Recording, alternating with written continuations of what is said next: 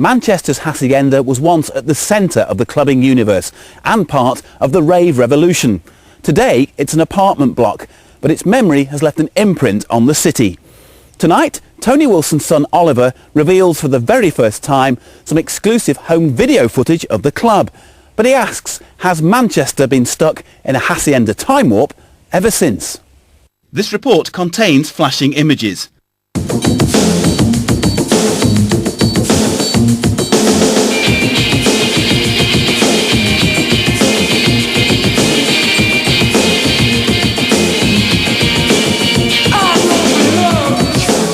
The boy in that video is me, Oliver Wilson, age 4, hanging out with my dad's band in this rare cut of a Happy Mondays video. I guess it's not the traditional childhood, but then I can't ever say it was boring. You was there.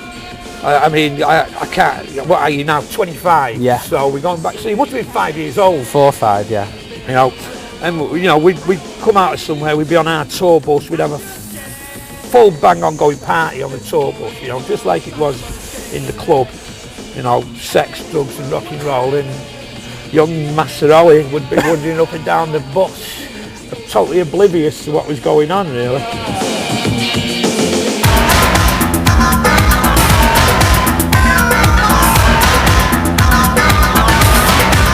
Scenes like this of the Hacienda are imprinted in my mind.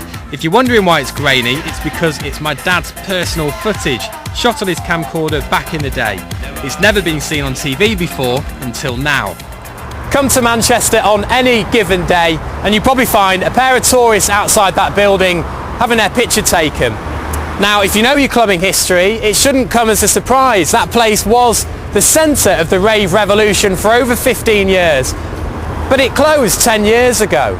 So why are we still talking about it?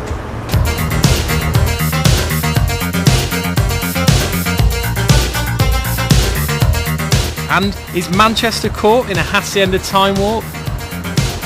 My journey begins at Caf 51 in Chorlton, a cafe dedicated, yes, dedicated to the Hacienda.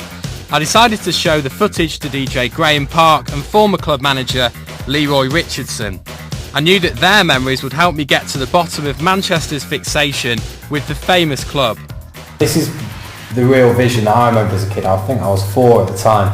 And I used to go in with my dad and he used to wear his big rain macs. Yeah. And I'd hide under the rain mac. If you were 4, that must have been terrifying. And I'd look out out of my dad's rain mac like that, and I always remember looking up at the stage and seeing that picture there, people on the stage. And I was like, why are there people like this? What the hell are they doing? I know it's been said before, but the Hacienda was a blueprint for a lot of super clubs that followed. It was the first super club, but I think the people who behind Cream, Ministry of Sound, Gatecrasher, Renaissance will all admit that their ideas for their clubs were based on the Hacienda.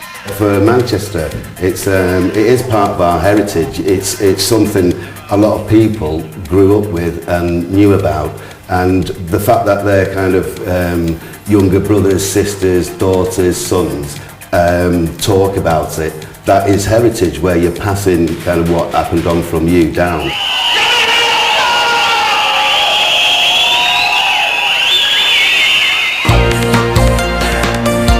There's passing down heritage, then there's recreating the past for a new generation of clubbers.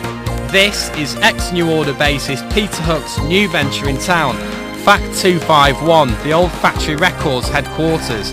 It's now a Factory Records themed nightclub. I had to go down there to see it for myself. Later that week, Hooky gave me a tour. Let's have a look.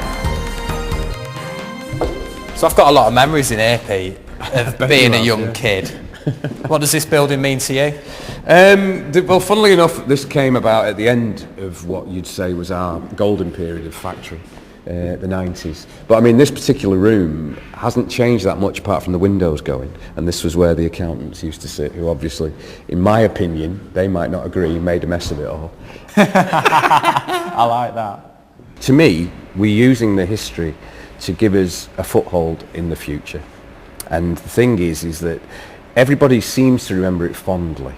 Right? Some maybe more fondly than others. So I think it's valid. Don't you think Manchester's becoming a bit of a Hacienda theme park?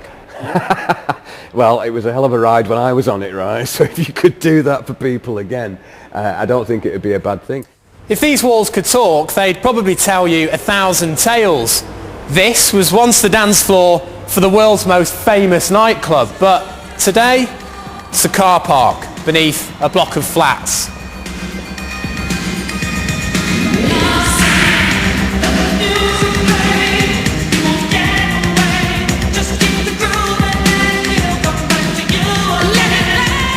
But is the key to the future of clubbing a car park itself?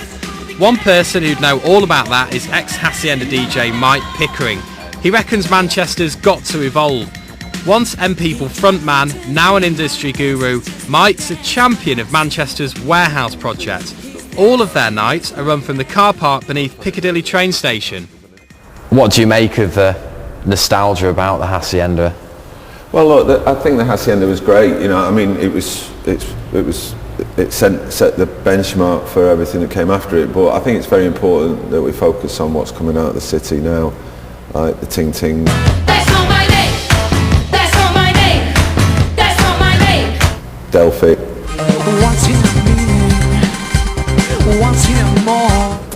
There is the nihilistic, hedonistic streak to everyone in Manchester, and you know, I think they'd rather be listening to the cream of the new DJs than old men like me playing smelly old vinyl, to be honest.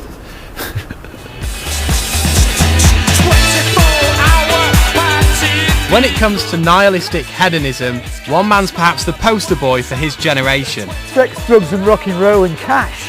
To find out whether or not Manchester's caught in a Hacienda time warp, or if it's developed into an eclectic and progressive city, who better to consult with than the ringleader himself, Mr. Sean Ryder.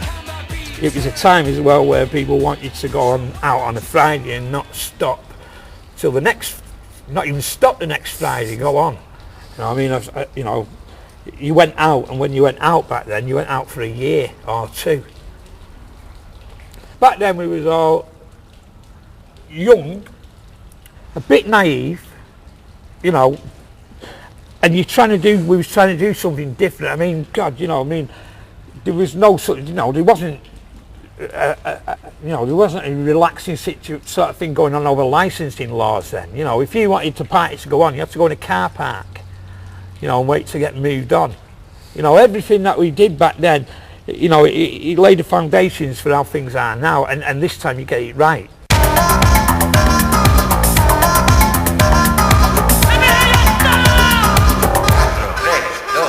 It is with the greatest reluctance that for the moment we are turning the lights out on what is, for us, a most important place. When the Hacienda got demolished, my dad was really pleased. It meant that the club would stay where it belongs, in the past.